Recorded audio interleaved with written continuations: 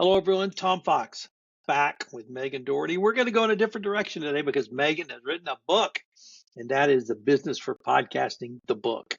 And this is our first episode, so I get to ask Megan questions about being a writer as opposed to questions about being a podcaster or an editor. Megan, I'm very excited for you. Obviously, I've read the book, and I found it incredibly useful and incredibly helpful. But why did you write this book?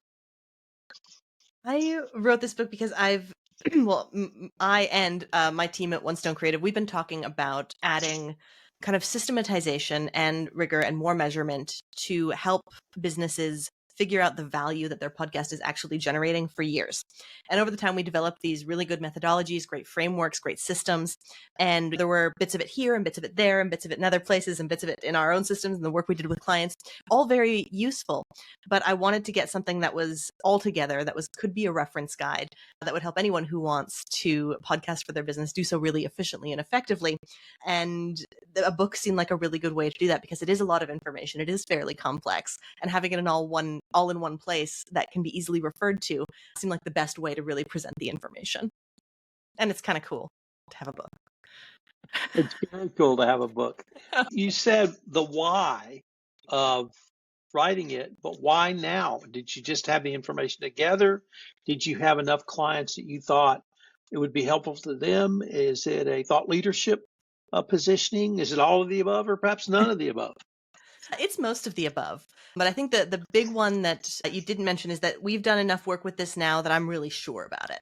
Over the last couple of years, we've been developing these ideas, we've been developing this framework, but now we've seen it in practice enough and been able to reverse engineer it and see it in other podcasts, even those that we're not involved in, and see these kind of theories working, that I feel really confident in the information and the fact that when somebody gets this book and they start applying it, they're going to see results. So part of it was kind of the confidence in the methodology that I'm teaching in it. It felt like now is a really good time to do that, especially when I met a fantastic book coach towards the beginning of the year. So everything just kind of fell into place. Who did you write it for, Megan? I wrote it for the lawyers, the business consultants, the HR people, the insurance folks, anyone who is running a business that is thinking about podcasting as a marketing channel. It's for them to help design a show and then track it over time to see how much difference it can make in their business. Megan, I wrote down that you started podcasting or in the podcast world around 2017, and I can't remember if that date is correct or not.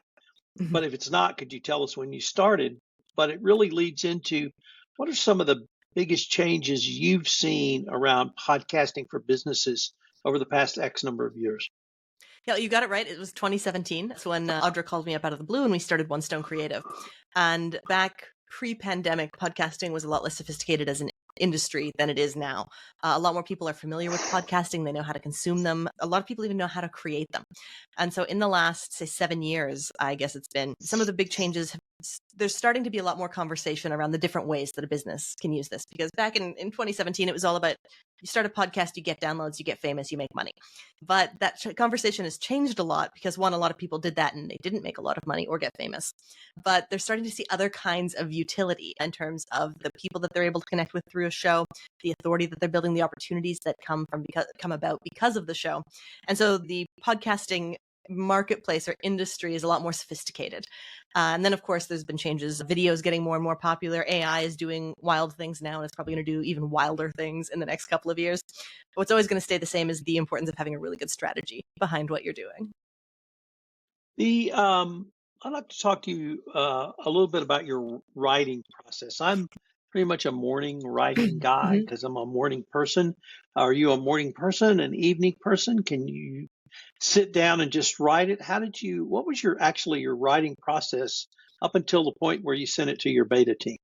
For me, the writing process, it started with creating a really good outline, because for me, sitting down with a blank page is not a super fun experience. So what I did as part of this book coaching process, and I'd like to give a shout out to Amy Collette of Unleash Your Inner Author. She was wonderful. But we worked together and developed an outline that was going to cover the major sections of the book and then what was going to be within each section. And that's where we came up with the metrics rubric, which we'll be getting into in upcoming episodes in this podcast. And having that meant that whenever I did have time, I could just sit down and write a section. And it wasn't as kind of intimidating as having to sit down and figure out what the next chapter is going to be. I'm a mid-afternoon tended to be my really good time after I got sort of the morning's work done, because I, like the people I'm writing for, have jobs and stuff we need to do all day. So the writing had to fit around that. But I've always been a pretty quick writer. I don't know if you know this, Tom. When I was in high school, I was in a literary arts program. And so I've been writing since high school and then writing professionally since about 2010 in various means. So I've got a pretty fast words per minute when it comes to writing this kind of content. And so we were able to do the whole thing in about 10 weeks. With the amendment, some of it is repurposed from other content. So it wasn't 100% unique in 10 weeks. I always thought you were going to say, in a very Canadian shout out, that's how Malcolm Gladwell writes his books.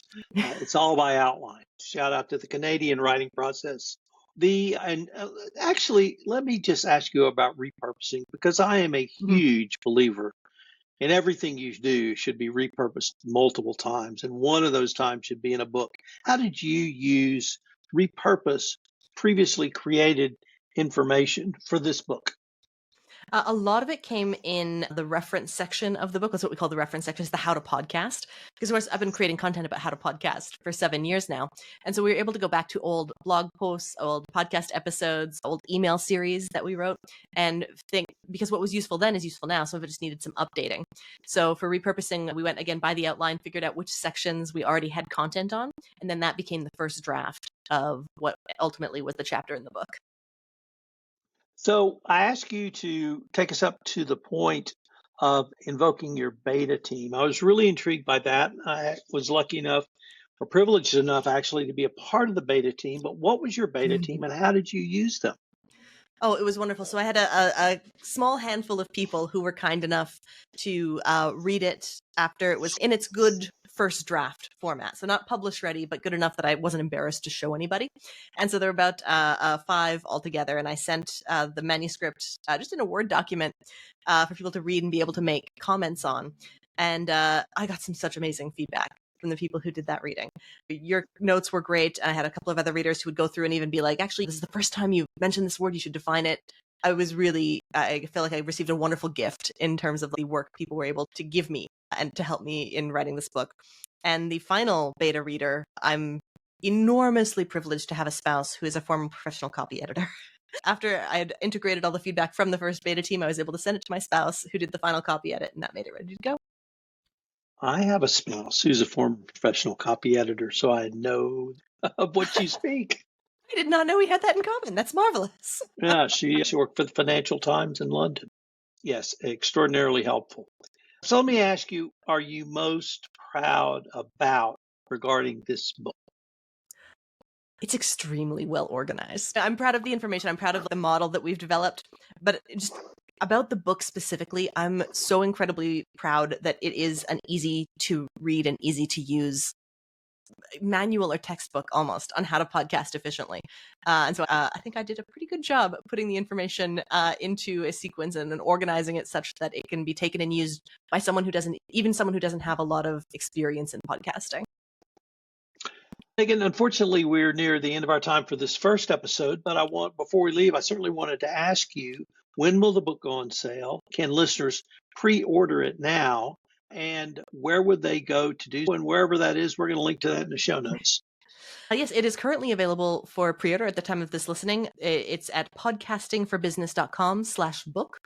It's on pre-order until September 10th when it officially releases, and all up until launch, and then the rest of the week of launch. If you do decide to order it, you will get a free ticket to the Podcasting for Business conference, which, as Tom knows, is a very cool event that happens in November. That is very cool. And Megan, thanks so much. I look forward to continuing this conversation. Me too, Tom. Thank you.